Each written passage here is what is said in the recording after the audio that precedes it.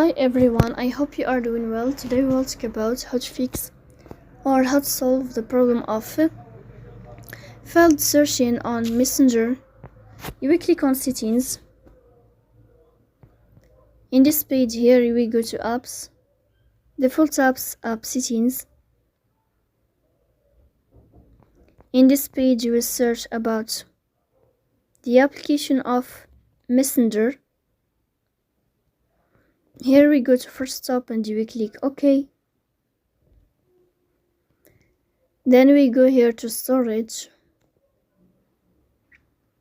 In this page of storage we click on clear cache. In the end you will turn off your phone and you will wait a moment to restart your phone again to fix that problem. So please don't forget to support us by like and subscribe. See you next time and thank you for your watching.